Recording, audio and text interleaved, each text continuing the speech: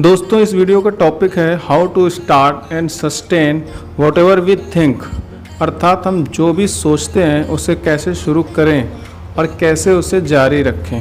दोस्तों ये वीडियो शुरू करने से पहले मैं आपको बता दूं कि इस वीडियो का जो फर्स्ट पार्ट था जिसमें मैंने आपको बताया था कि आखिर क्यों हम जो सोचते हैं उसे स्टार्ट नहीं कर पाते और अगर किसी तरह स्टार्ट करते भी हैं तो उसे सस्टेन नहीं कर पाते, तो आप जाके पहले फर्स्ट पार्ट देखिए, तभी आपको ये वीडियो पूरी तरह क्लियर होगा। फर्स्ट पार्ट का लिंक डिस्क्रिप्शन में दे दिया है। So without wasting any time let's get started. दोस्तों क्या आपने कभी सोचा है कि हमारे दिमाग में अगर कभी कोई अच्छा थॉट आता है तो आपने देखा होगा कि वो थॉट सिर्फ एक थॉट ही बनकर रह जाता है। ज़्यादातर केसेस में हम उस थॉट को इम्प्लीमेंट नहीं कर पाते।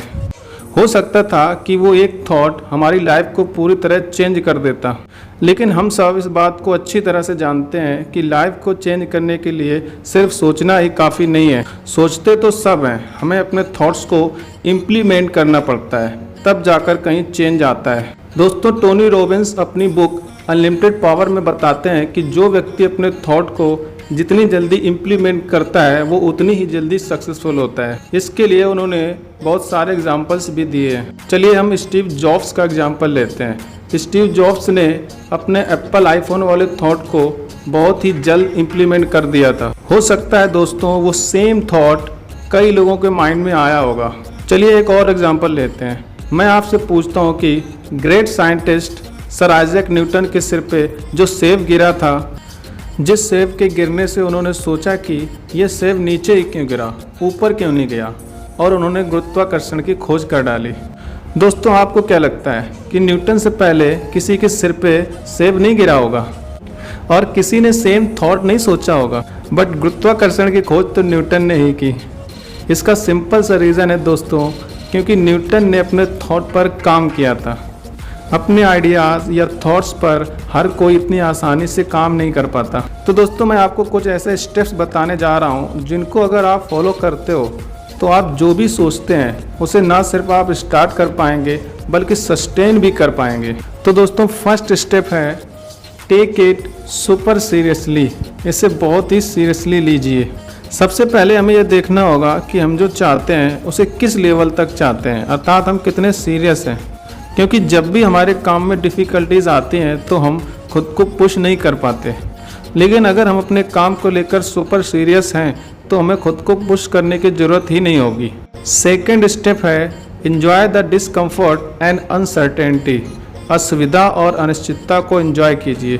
दोस्तों हम जब भी कुछ नया स्टार्ट करते हैं तो हमें डिसकम्फर्ट होता है और अनसर्टेनिटी भी फील होती है, बट अगर हम इसे एंजॉय करते हैं तो धीरे धीरे हम अपने काम के प्रति कंफर्टेबल होते जाते हैं। थर्ड स्टेप है सी टेम्पटेशन एज अ सिग्नल। प्रलोभन को एक संकेत के रूप में देखें। दोस्तों हमें खुद को इस तरह ट्रेन करना है कि हम टेम्पटेशन को एक सिग्नल के रूप में लें। जैसे मान लीजिए आप एक हेल्दी डाइट को फॉलो कर रहे हैं और आप किसी पार्टी में हैं, वहाँ आपको चॉकलेट केक की टेम्पटेशन होती है, तो इसे आपको एक सिग्नल समझना है और इस टेम्पटेशन में नहीं फंसना है। फोर्थ स्टेप है set boundaries to recognise your rationalisations. अपनी युक्तियों को पहचानने के लिए सीमाएं निर्धारित करें। दोस्तों रेशनलाइजिंग को हमने वीडियो के फर्स्ट पार्ट में समझ लिया है। यहाँ हम सिर्फ ये देखेंगे कि हम अपनी बाउंड्रीज को कैसे सेट कर सकते हैं। हम कुछ इस तरह के एग्जाम्पल्स ले सकते हैं, जैसे मैं केवल 2 टीवी शोज देखूंगा लेकिन रात 8 बजे के बाद। ये जो रात 8 बजे के बाद आप डिसाइड करते हो यही आपकी बाउंड्री है। अब आप बाकी समय टीवी शोज़ के लिए क्रेविंग नहीं करोगे। मैं सोशल मीडिया पे 15 मिनट एक्टिव रहूँगा लेकिन उससे पहले मैं 2 घंटे स्टडी करूँगा।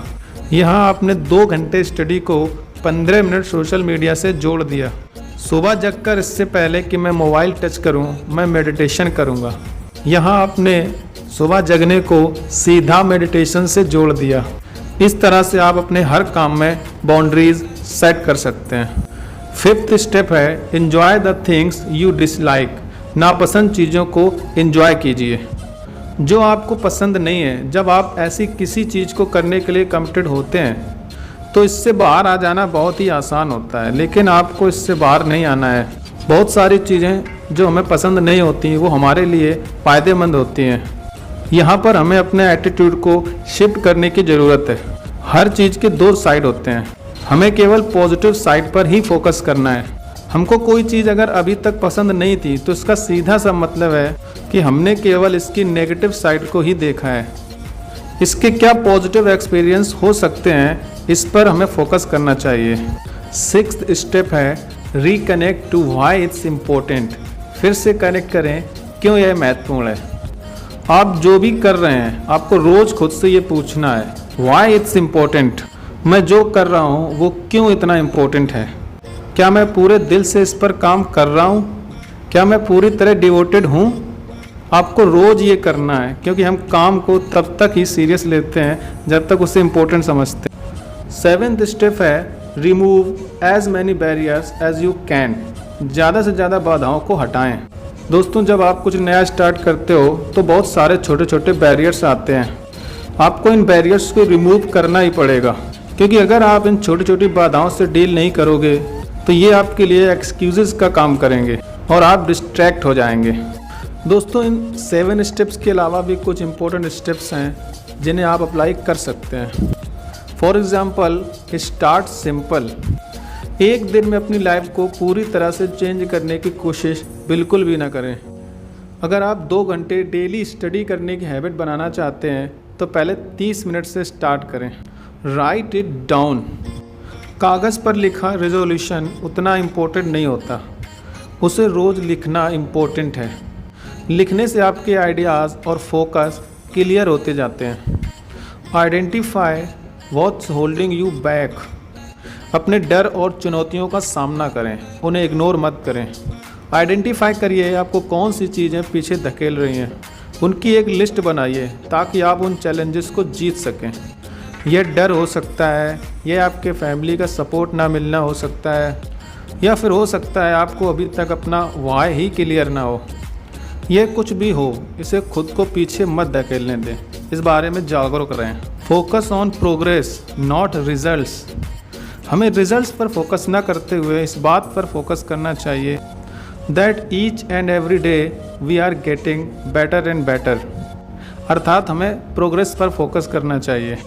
हमें अपनी मिनी विक्ट्रीज़ अर्थात छोटी छोटी जीत को सेलिब्रेट भी करना चाहिए। तो दोस्तों, आई होप कि आपको वीडियो अच्छा लगा होगा।